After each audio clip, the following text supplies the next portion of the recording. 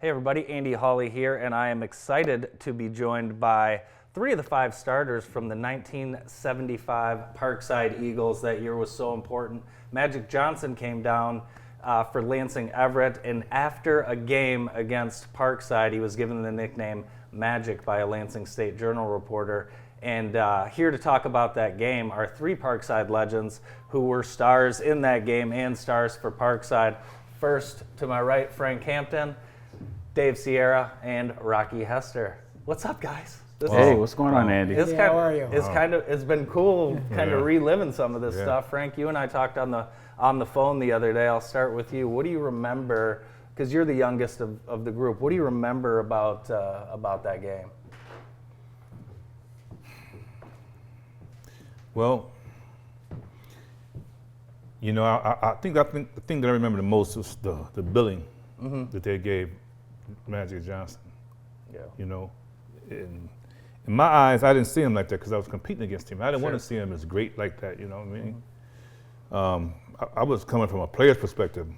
People was talking about him from a fan perspective. You know, idolizing him, so to speak. You know, and that just gave us more fuel to bring it down to earth, so to speak. Yeah. Yeah. So, Dave, tell me a little bit about that game.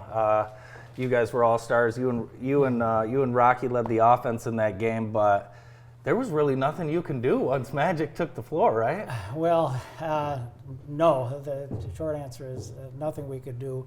But going back to either the first or second game of the year, we played Everett at Everett before, he was Magic Johnson. Sure. And as I recall, and Rocky, you have probably the best memory of the 3 of us, but we gave them all they wanted for most of the game. And Rocky thinks that Irvin got in foul trouble. Okay. Yeah. And he played about a half a game. Okay. But and you saw his talent right away. You knew this was a special talent. I came home. I seen Mike Ingram. He graduated the year before in '74, and he said, "Rock, how did the game go?" And I said, "They got this guy up there, Irvin, man. He's got to be the best player in Lansing right now." Mm-hmm. And Coach Fox pretty much let him do what he wanted. At 6'8", he brought it up, and he got a few silly fouls, but I seen the talent that first game. See, and I really didn't have that impression because I didn't see that much of them, and again, the world was much smaller then. Right. I mean, there was no internet, there was no YouTube, and start of the year, if you weren't reading it in the Lansing State Journal or Jackson Citizen Patriot, that wasn't happening. So I don't really have memory of that first game of. And I don't think Coach Fox showed everything. Sure. Yeah. Because you weren't just a regular team coming up. You guys were a great team. We were great, and they did beat us. And he didn't use him in the press that first game. Okay. But that second game, he flashed him into the top of the key. Yeah. We pressed the whole game. And I used to average 1 or 2 steals a game, and I got one at least coming from behind, running it down. I couldn't catch him. Yeah. I mean, it was like 4 or 5 dribbles, and he was at the free throw line. Frank, you're a sophomore. You're a sophomore at the time. Irvin's a sophomore at the time, and you guys would go on to have some battles, and we'll get to that. But for you as a sophomore, what did you think of him as a talent? I was a junior. Oh, you were a junior. Okay. Yeah, and Irvin was a sophomore. Okay. I've never seen nothing like it because I've never seen a guy that 6'8" or whatever handle the ball. Yeah. You know what I'm saying? Right. Yeah. These were probably 2 of the best ball handlers I ever played with. You know what I'm saying? And he was coming down handling it. I've never seen that. And I've heard a lot of stories from people that were at the game. Tell me what it was like at the game. I'll start. Any of you guys can chime in. How many people were there? What? It was sold out. They were packed. It was packed. A lot of people don't remember, but we had bleachers on all 4 sides of the floor. Okay. And they were pretty much up to the dome. I mean, more than halfway up to the dome. And it was packed. Yeah. And Irvin approached me before the game, and I met him, and we talked for a minute. And once the game started, I don't know. I was sharing it with Dave. We Coach Sierra changed our offense, and for some reason, he had Dave right on the point, and we usually had 2 at the point, and then we would flash through. But Dave was up there isolated, and we were just looking at him, and the next thing I know we're down 24-2. See, and I told you I did not remember that, but my recollection or take on the game, and I shared this with you when we spoke earlier, but the legend wasn't what, certainly took place later on. And I saw him before the game, and he was, moving through the crowd and, high-fiving. And I remember thinking to myself, man, that young guy, he's not ready to play. Yeah. He's, we're going to get him tonight. And like I say, within the first 3-4 minutes of the game. Yeah, we were down by doubles, and then first quarter we down 24-2. It was obvious that it was just. And I just think when Coach changed the offense, he just put us behind for some reason. I don't know why. We just played a Tuesday game, and then he said, we're going to do this for the Friday game. And I think it caught us all off guard. And David just broke Tony's record a week or 2 before. He dropped in 46. I had 26 that game. And then the following week, I had 26 at half, and I didn't play the rest of the game, so we were on fire. Yeah. And I just couldn't. And I asked Dave about that today. Why did he do that? Yeah, you guys. And I had no memory what's whatsoever. What's interesting about that game too, if you look at the stats, you guys were both still able to get yours a little bit. Scored a lot of points in that game. Let me ask you, so you're playing him as you're a junior, he's a sophomore. He's not Magic yet. So next year, it's Magic, and Frank has the assignment. Tell me a little bit about some of those matchups, because I've heard those were legendary. And I do know that you went toe-to-toe for Magic in the last game you guys ever played. Magic's team won by 4. You guys each had 21 points. And the people I talked to tell me that beyond a doubt, you gave Magic more than he ever thought he was going to get that game. Just tell me a little bit about playing Magic as Magic. Sometimes it's difficult to assess Magic because when you're basically going by stats. Yeah. Because there's times when he would come down, he'll pass the whole first half. Sure. He'll still end up with 23, 24, 25 points. Yeah. And you feel like, I held him down to 25 points, but not really. Yeah. He's part of 50. Yeah, he came down, he just passed and got everybody in it and got the whole crowd excited and everybody going. Then there's a part of the game where he would just go down and take over and do what he do. So it'd be hard to try to assess Magic just from looking at the stat sheet. Yeah. As far as points go. Sure. Yeah. Now, Dave. But as I know, Frankie gave him everything he wanted, and to tell you a minute about my dear friend Frank, and this phrase was not used back then, but Frank had a very high basketball IQ. I mean, I kind of had tunnel vision. I could shoot, I could score, and Rocky could do probably more than I was able to. But Frank, you need to play defense, he can play defense. You need him to rebound, he can rebound. You need him to handle the ball, he can handle the ball. You need him to score, he could score. So Frank was the real deal. Oh, yeah. And that's, I just wanted to get that Oh, yeah. out on the record. Yeah. Frankie could play. Frank legend. That's what we're told, Frank and could that's what people who witness you guys play. I mean, we're still talking about it. I want to ask you. I'll let you guys all answer this. You all get to see the opportunity. I had to get a couple quotes from Magic about that game. Were you surprised that I'll start with you, Rocky. Were you surprised that he remembered so much about that game and that day? And then after hearing him, how special is it to be a part of that game played 50 years ago? Well, Jackson was to me, was special to Irvin in his heart. Yeah. Because he'd come down and play softball. We'd go up there and play softball.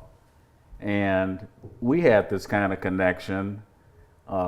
He had a child pretty young, Andre, his oldest son, is 4 years younger than my oldest son, Reggie. And we were pretty much just teenagers almost. And he met Reggie for the first time when Reggie was 12, and Irvin was like 26 or 27, something like that, up in Lansing. And my youngest son graduated Morehouse, and he recommended a lot when guys would go searching for jobs. If they ever met, Irvin hired 2 or 3 Morehouse men. Oh yeah. And he got in conversations, and Andre would send him clips of that game, and those guys would show that to him. So he kind of knows, and he looks out for us. Yeah. Dave, tell me a little bit about Parkside basketball in general in that era. You know, I started in that era, and I have a granddaughter that's in 2nd grade, and I look at her, but literally from 2nd grade on, I was on the floor shooting at the games, practices, and playing. So when I got there to actual play, at first it almost seemed a little surreal because I'd been there, it seemed forever, and now it was, you know, for real. But it was a special time, and with the passage of time, you look back on it, and Magic alluded to it in his interview. There was just a lot of tradition, and great players certainly that came before, you know, Frank, Rocky, and myself, and you know, great players came afterwards. But that's really, and give a shout out to my you know, dad for that. Just established that tradition. So playing at that time, it almost transcended time. I know that sounds a little, you know, maybe over the top, but it was just when you played for Parkside that really meant something. Yeah. And when we played, you know, our rivals Jackson High, Lumen Christi, that was a big deal because there was not a lot going on in town. So the high school basketball game was the thing. And yeah, I look back on it with extremely fond memories. And again, with the passage of time, these two guys had a big part of that. Oh yeah. Because they made the journey for me, you know, smooth. Which, when your dad's the coach, you know, that's what's the best thing about to having your dad as a coach. Having your dad as a coach. What's the worst thing about having your dad as a coach? Having your dad as the coach.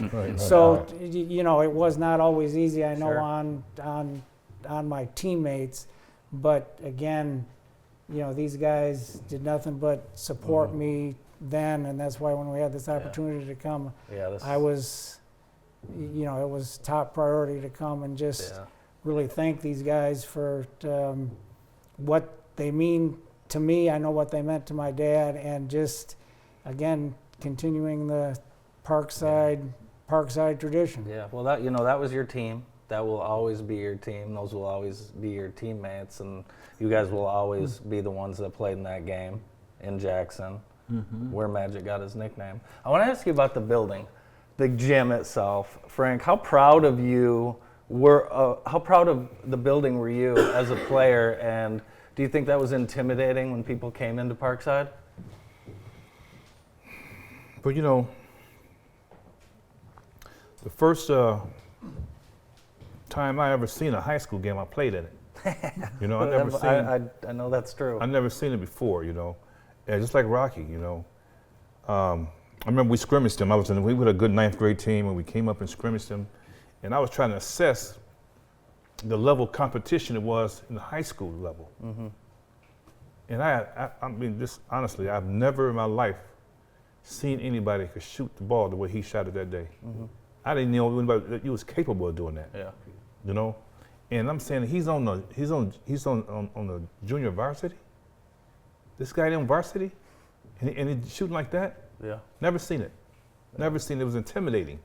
I said, well, you know, trying to be on the varsity is like trying to make pros or something. You know. Yeah. And so That's where all that, you know, that Jackson legend comes from. Is there was deep talent there. Yeah.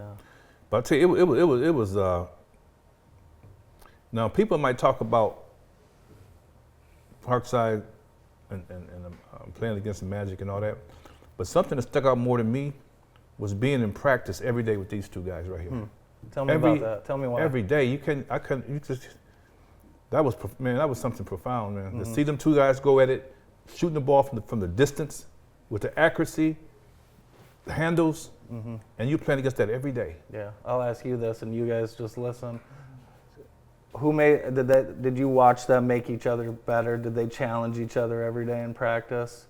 And you know, being able to have those guards that could score for you. Just tell me what you saw in practice. They make each other better. They got a lot of history. Yeah. They got a lot of history, and they both score so effortlessly. Right. You know what I mean? It was just like sometimes you go watch the pros shoot around and do a little something. You don't make no big deal about it because they just do it so naturally. Yeah. You know what I mean? And that's what it looked like to me. Just like. Was it hard for you guys to shoot in that gym, or did you prefer playing in that gym? I mean, you both didn't miss many shots. So.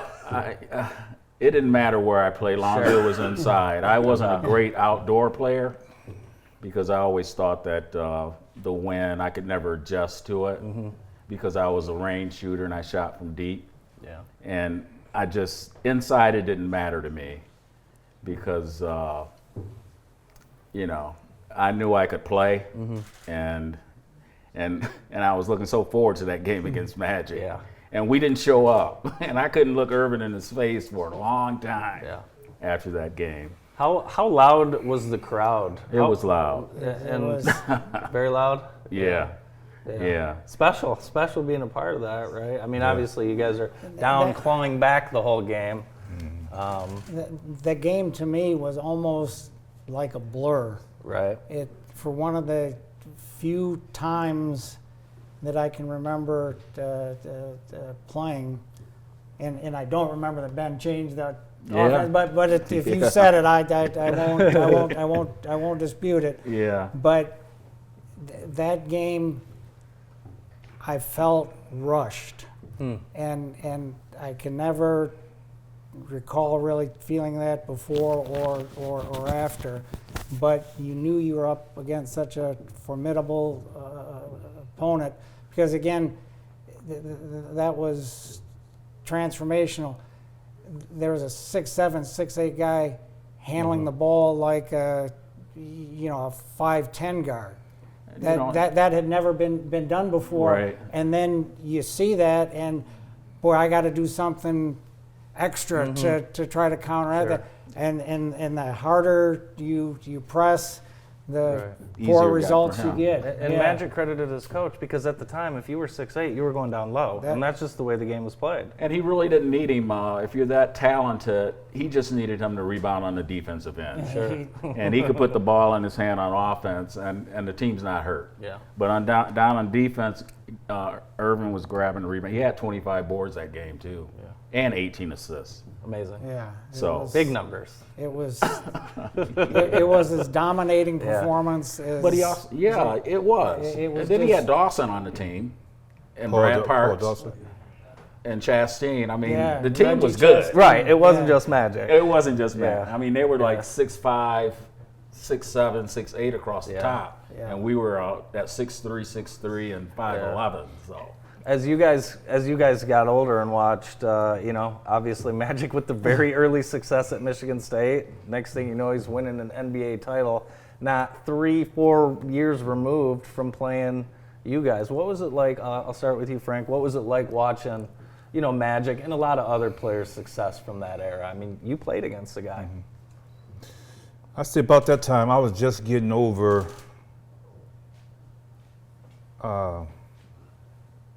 my highly competitive spirit. I never want to give Magic the props that he deserved because I'm playing against him. Sure. So there's only so much I can give you, man. 'Cause I'm trying to Right. beat you. I'm a competitor. You know, I'm not a fan.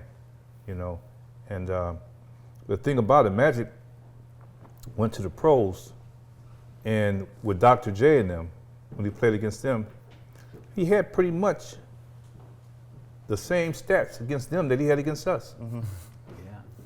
He had pretty much identical stats, man. Yeah. Yeah, He had 42 points.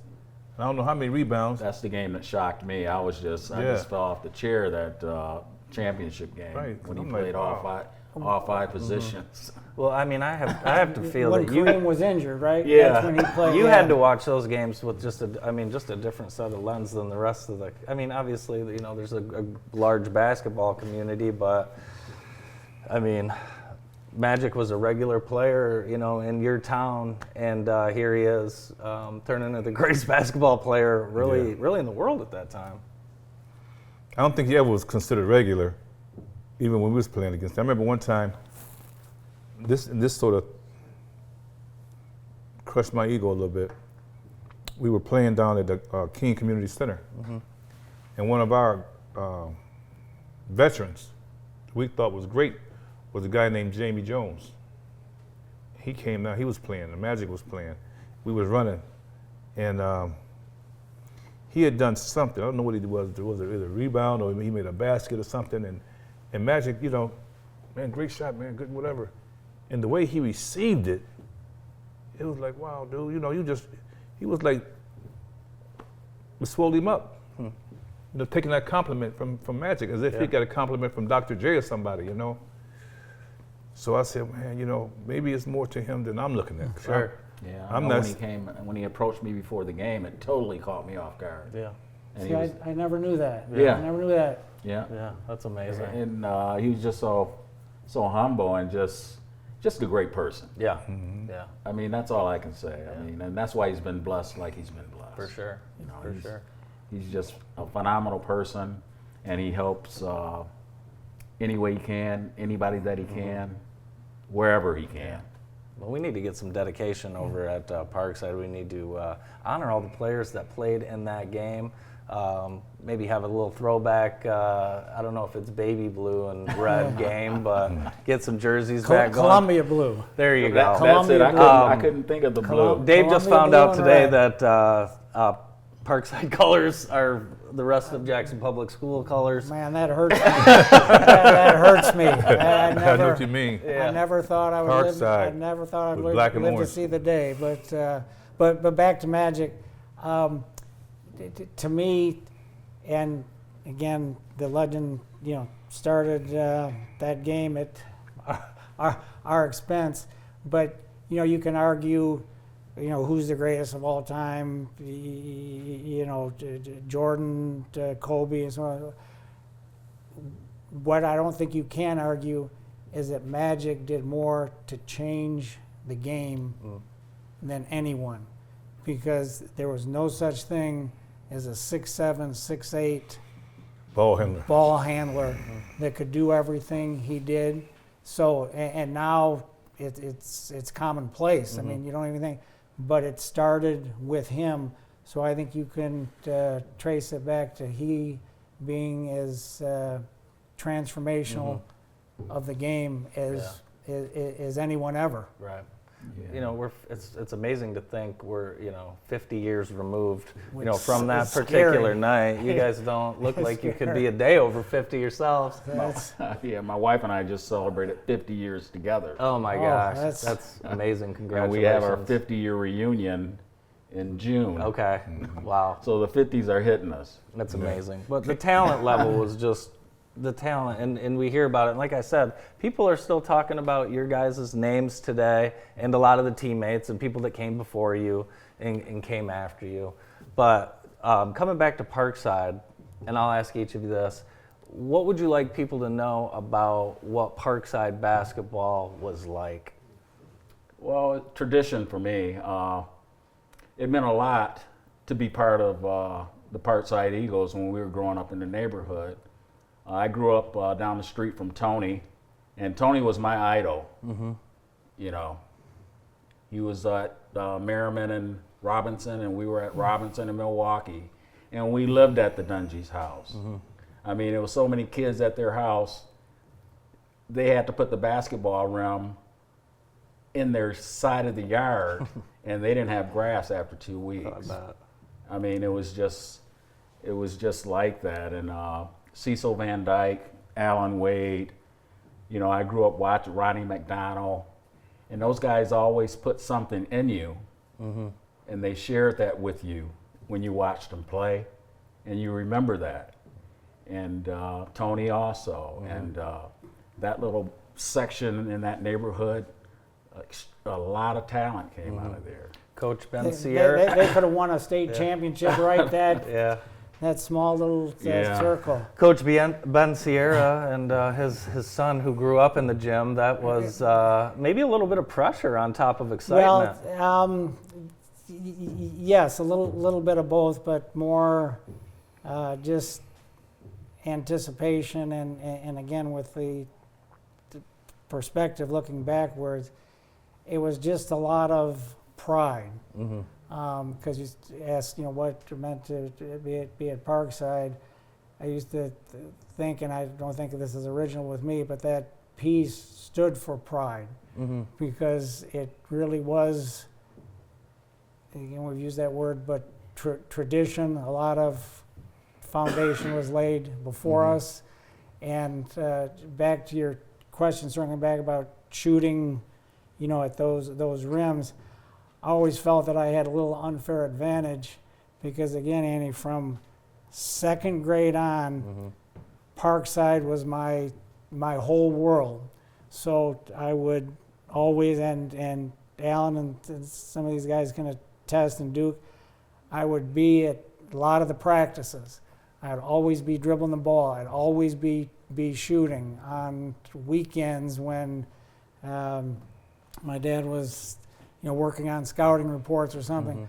I'd have that whole court to myself, and didn't really realize what a privilege and how lucky I was. It's just something you did.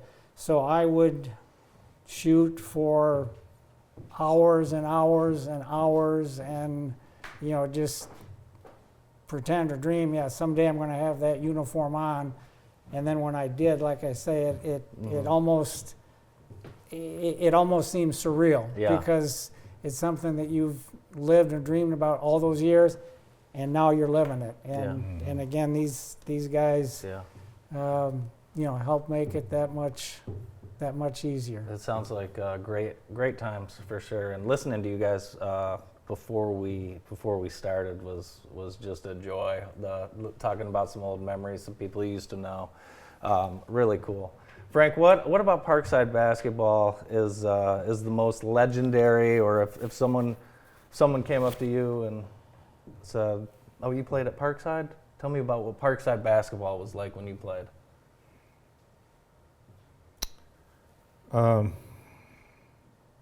Two things. One was we had the absolute best shooters. We had them, and it was just commonplace. I just imagine what it would have been like if Steph Curry had came along during their era. Right. When it was okay to shoot from way back there, you know. Yeah. You didn't have the pressure that Right. man, it would turn us out, just like the Magic did with dribbling for big men and all that, you know. So that was one thing, you know. Just you know, maybe even if you were looking back on you know what Parkside basketball just kind of meant to the community at the time. Well, you know, I think the thing that was so phenomenal was that, man, we had stars like Alan Wade and Tony Dungy and Cecil Van Dyke. Them guys were stars for real. You know what I mean? And we looked up to them, idolized them almost. And you get to go down to the King Center and play with them, argue with them, getting pushing matches with them. You know what I'm saying? So it was different, you know, in that regard, you know. So we got to actually mix it up and mingle with them guys. You know? Sounds like Parkside basketball, everything was earned, not given. The talent was so deep. Yeah. Could some of those freshman teams from back when you guys are freshmen, how good were some of those freshman teams? that you played with? Well, we didn't have freshmen at that. It was just a 10th grade team, 10th so grade. just a JV team. Right. Right. Yeah, freshman was at Frost. At Frost. Okay. And they didn't call it freshman; they call it 9th grade. Okay. Yeah. Junior high. Okay. Junior high. That's yeah, amazing. At Frost. Yeah. So and at the time too, we were talking, which I didn't realize there were 4 junior high middle schools at the time. Junior high. Junior Just high. called them junior highs. Just junior highs. Yeah. And they all had their logos, Yeah. colors, and we played against them at least twice during the and then Yeah. twice during the season. Then we played the Catholic schools, also. And I know you guys a very, very long winning streak against Lumen Christi when they first opened. But they had some good players. You guys had some pretty good battles over the years. Impressive, really, to have. I mean, obviously they didn't have the history of the talent at Parkside or Jackson, but a pretty good team in the area. So having three pretty good teams, I mean, that had to be good for Jackson and basketball as a whole. Oh yeah, people still talk about the Ganopka, Slack, Yep. Dave and I games. Yeah. I mean, they were great games. They were. They had us beat the last home game over there, but Yeah. I forget. I think it was Driscoll missed the free throws at the end. Yeah, I know that you two combined for 58 points in the game. So, And that was an off game for us. yeah. Has quick, Rocky changed? Is this how Rocky was? quick aside, I had Because I found opportunity out. to talk to Tom Konopka Knopka. just 2 or 3 weeks ago through Richard's connection. Yeah. And I had not talked to Tom for, again, 35 years, and took up just like these guys, like we're just we've known each other or see each other every day for all this time. But I had to give Konopka the needle because he was telling him, and I was complimenting him, he and Joe Slack, and they had some good teams. And I said, yeah, Tom, but the only one thing. He said, what's that? I said, you just were never able to beat Parkside. And so I got the last word on Tom. But they were great. They had a great team. Great players. They were. Yeah. Yeah, well, there were a lot of people who helped me out. Richard obviously helped me out a lot with being able to get in touch with you guys, and then tracking down Magic, right? Who would have thought we could track that down was a great interview, Magic? Andy. That was, and I want to thank you guys all for joining us. Frank, we did this 7 years ago. I knew we would do it again. Let's do it again another time. Yeah, It'd be fun. absolutely. I love talking basketball with you Absolutely. guys. Dave and Rocky, thank you guys so much. No problem. Thanks for having us. Being Yes, a part thank of it. you. And we'll see you guys again, because I think we are going to have to get something done over at Parkside. We're gonna make sure that happens. So I want to interject this real quick. yeah, go ahead, Frank. After high school, I was down at Bloomfield Okay. playing ball, and I never did get to know McDermott in high school. Mm-hmm. I wasn't around him, but I knew who he was, but I never really interacted with him. Yeah. And this particular day, we had a lot of the Southside guys that went to Parkside was out there playing. Mike Ingram, a lot of other guys was out there playing. And for whatever reason, man, McDermott was on fire. On fire. You hear me? And he was going to UAD. So that's the only thing I can attribute that to, was he's played some boys on a whole nother level. Mm-hmm. And now he's coming back home, and we can't even compete with him. Crazy. It was unreal. Yeah. And so I'm watching him perform. He's doing passes and all kind of weird stuff. And I was like, man, I'm so glad that we didn't play this guy in high school. But we did. Yeah. But that wasn't that guy. But that day was something different right there, man. That's amazing. Yeah. Amazing. Well, thank you guys so much. And I know we're going to talk again. I appreciate the time. Yeah. This is Frank Hampton, Dave Sierra, and Rocky Hester from the 1975 Parkside team.